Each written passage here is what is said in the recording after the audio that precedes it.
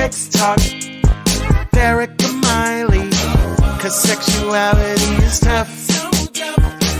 And okay, sex just isn't good enough, no. Sex talk with Erica Miley. Hey folks, welcome to Sex Talk with Erica Miley. Erica Miley here. I want to welcome Janel. Hello. I'm so glad you're here. I'm so glad. Janel is a certified sex and relationship design coach through the Somatica Institute. We're going to jump into some deep shit today, and I'm stoked to kind of get rolling. You've designed this idea, and through your website, we're going to go into it here in a second. People can take a quiz and understand what their desire archetype is. Yes. So I kind of want to know, what does that mean? Yeah, thanks so much for asking, and thanks for having me, Erica.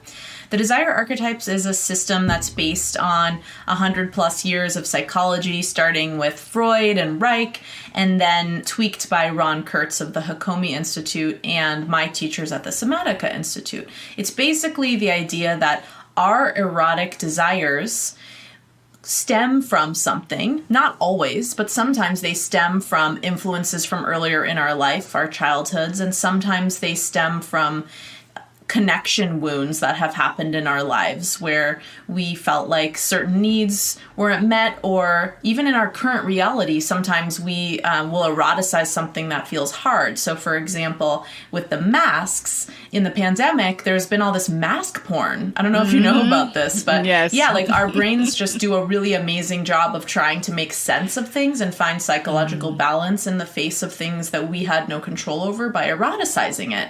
And so basically this archetype system helps you let go of shame about what it is that you desire through looking at, okay, well, why do I desire this? And even if there's no clear reason why, I have nothing to be ashamed of. This is who I am and what I want. And I get to create a relationship where we are playing with this dynamic. It's not wrong or dirty.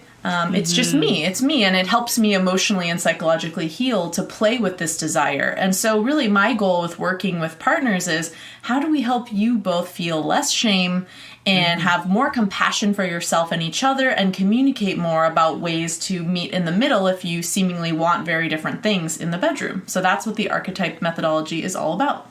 I like that a lot, and I think you're touching on something that we'll jump into some other questions here in just a second. But I just, the eroticizing of things that we're trying to understand culturally is like something we've been doing for millennia. I don't think people realize that the internet is not the new place for this to happen. No. Yes, Pornhub does give us a lovely infograph every year. It's showing us exactly what we're eroticizing to try to deal with. Yep.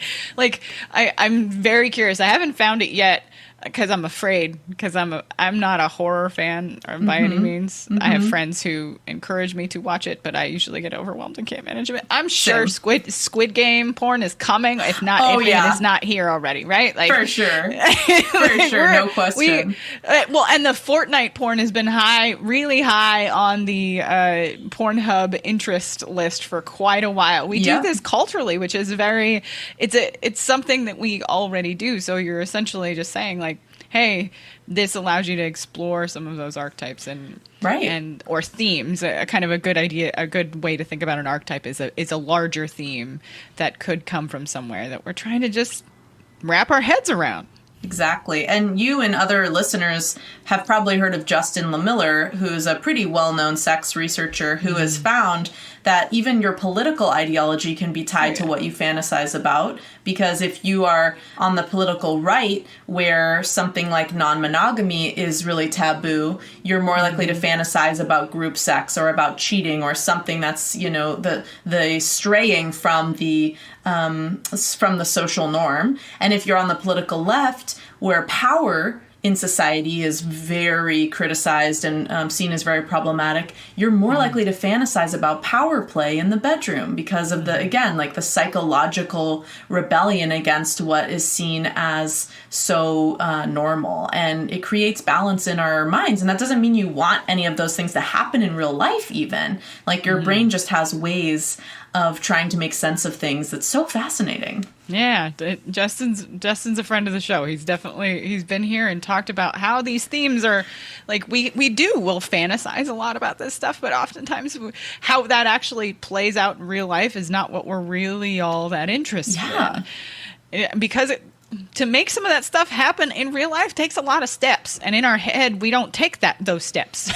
Totally. So I like to start with my couples of just what if you what if you just know the other person likes to fantasize about this? What if you just talk about it casually over dinner? What if you talk about it while you're masturbating together? I mean, you can spin a fantasy without ever doing it in real life. And for a lot of people, that just alleviates so much of the shame and the uncomfortable emotions that are associated with the desire. And so there's this myth in our culture that you have to fulfill all of your partner's desires, or they have to fulfill all of your desires. And it's just not true. You just don't shame it. Just don't shame it. That's the crux of it. Don't yuck somebody else's yum. Mm-hmm. So I do want to make sure that we've been kind of talking about the idea of an archetype, and I think you did a really good job of trying to help people understand and break this down. So I think I decided I'd be the guinea pig, and I went on to use the template myself and took the quiz at lovewithjanel.com, Janel. Y'all go check it out. It's going to be in the show notes. So I'll give you all my percentages. So I'm 40% sub, 40% the rebel. That's not a shock at all. And 20% the beloved. So what can this information and the listeners, when you talk to somebody about these different percentages, like what would you tell someone like me with these specific archetypes? Yeah. So there's 6 archetypes in this methodology. And so the sub is someone who enjoys surrendering sexually, and oftentimes that could be because they take care of so many other people or so many other things. They're in control in a lot of aspects of their life. And so the psychological balance to that is getting to truly surrender to someone that they trust. So knowing that that's true for you, I think being able to communicate that would be really nourishing for you with a partner is really important. The rebel is an archetype that really embraces the taboo, and that doesn't mean they embrace the taboo in real life. So for example, like I was speaking to earlier, you might be very involved in your church and be a very religious person, but you have fantasies about threesomes. Okay, that doesn't mean that you and your partner are going to have a threesome, but your mind is leaning into the taboo as a way of finding psychological balance and healing. But you may also be someone who wants to lean into the taboo through actual sexual behaviors that are manifested beyond just your desire. And so that's something to negotiate with your partner. And that could look like sex in public. That could look like a threesome. That could look like power play, which would be where the sub and the rebel would marry in this case, right? Mm-hmm. So anything that's considered socially taboo is very erotic to this archetype. Mm-hmm. And then your last one is the beloved, is someone who wants to feel very nurtured and cared for. Oftentimes, these people can be anxious attached, but not always. But it's a personality type of like, oh, I just want you to know exactly what I want and need. I want to, like, my dream would be to like lay back and receive and be really nurtured. Like imagine like a queen who's just like being fawned on, and that also really interplays with your sub, because they are both elements of wanting to feel cared for, wanting to feel like you get to totally surrender to being taken care of, to being pleasured. So based on that, I think you being with someone who is interested in playing with dominance and who's interested in playing with pleasuring. Another archetype is the pleasurer, someone who loves to give, and their arousal comes from seeing their partner in arousal. So through the sub and the beloved, you would love to be with a pleasurer, someone who's like, yes, like I am so focused on giving you what you need right now. Mm-hmm. And then someone who's willing to play with the taboo a little bit through your rebel side. Yeah, I can definitely attest.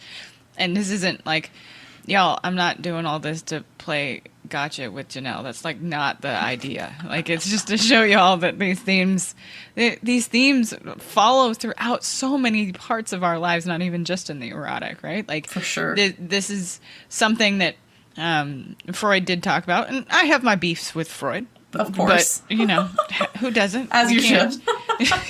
But one of the things that he would talk about a lot is how we would also try to understand some of our fears within our dreams. And it doesn't mean that we need to spend like shit tons of time evaluating every dream we have, but understanding that the erotic and in dreams, the themes are things to think about and understand. Yeah. I do think that is helpful here. And you're right on, especially about the sub stuff for myself. And I can attest for myself, and I can attest for other powerful women that I've ever worked with who own their own businesses. I own my own business. I have kids. I have a husband. I have my own podcast. I have all these things I do. I put out a lot into the world.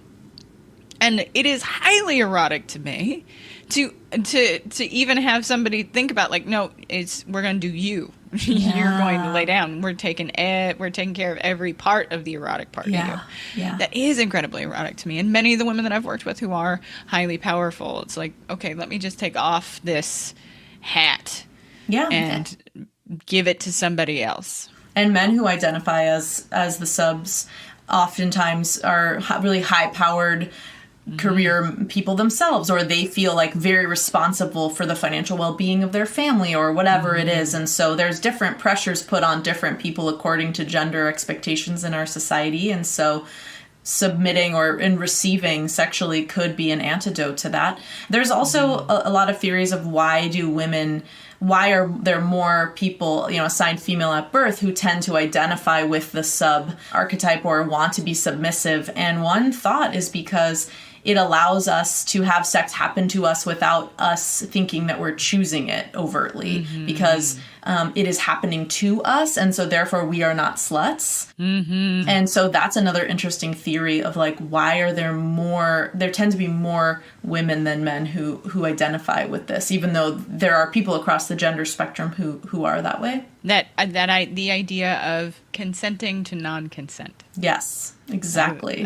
That theme it's a very powerful theme for so many of us out there. And essentially, I mean, let's talk about what that means to people. Yeah. Like, essentially, that means that you are saying yes ahead of time, that I would like to have my boundaries pushed. Yeah. And this is, like we were talking about earlier, that this is a dynamic that truly happens in society, in many, especially those of us with vulvas.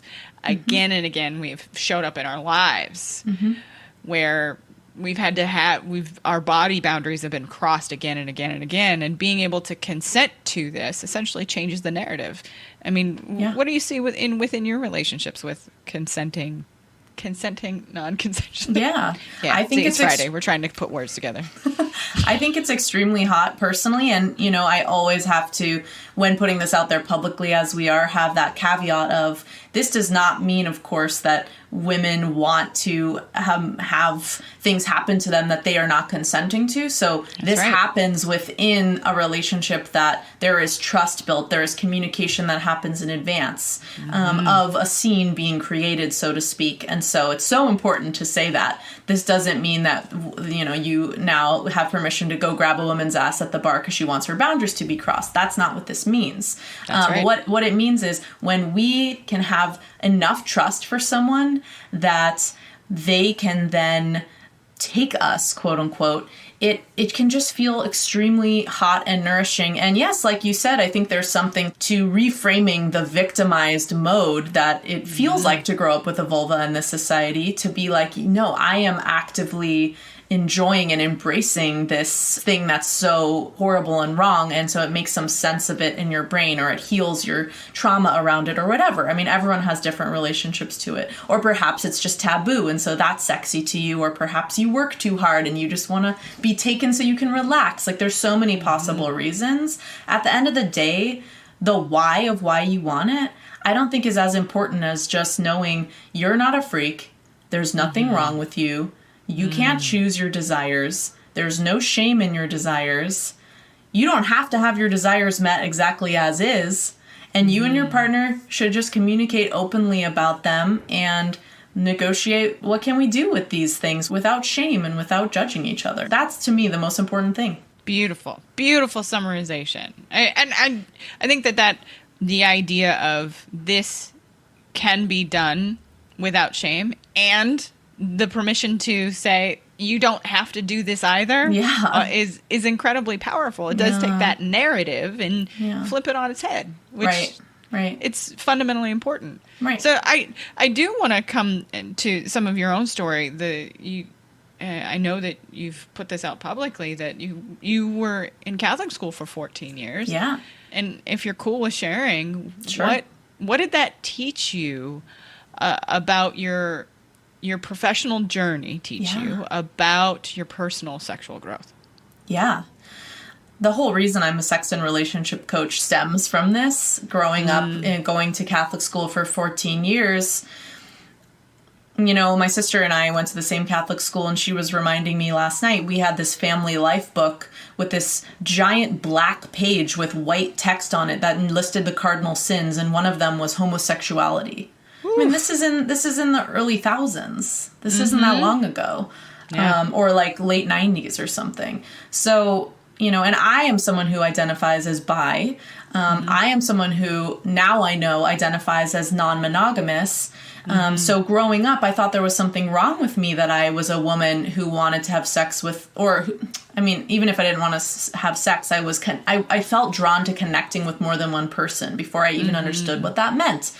Yeah. As a preteen, when my sexuality started coming online, I realized, oh, wow, like I'm really attracted to the other girls in the way the other girls aren't. Oh, wow, I have a really high libido in a way that like I'm not supposed to as a woman. So just so much about my orientation to sexuality and relationship and connection felt very wrong and broken in the context of what was considered acceptable in the Catholic community.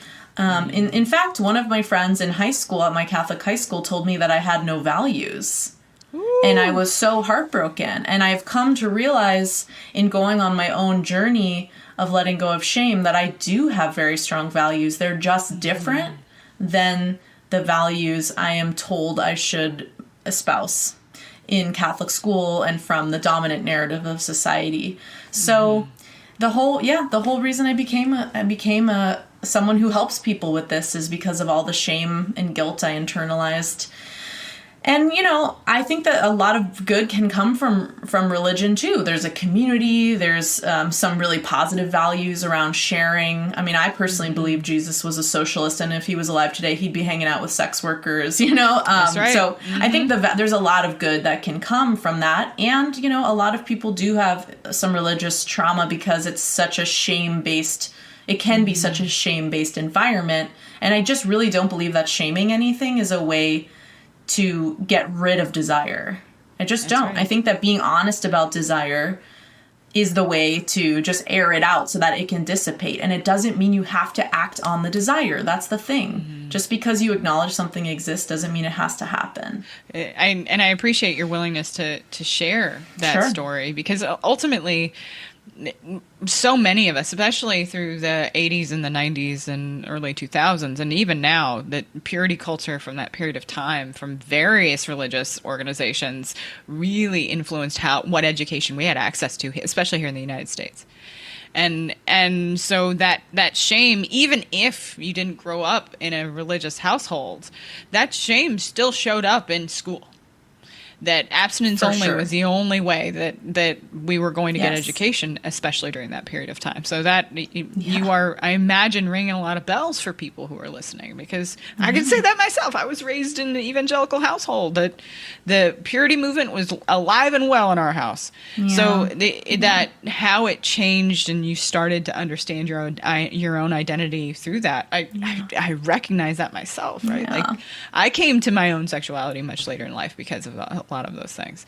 So I hope when people are listening to you, they hear that earnest understanding that this runs deep and sometimes in ways you don't even realize. Yeah, and thank you for sharing a bit about your past and story. I see you. I see you. Yeah. I see you, girl. Yeah. So I'm so tickled that you were willing to come on the show. And I want people to be able to find you. How do people find you in the world? Sure. Well, you can find me on all the socials at Love with Janel. And Janel, like you said earlier, is spelled Jane with an L, Janel. And that is my website URL as well.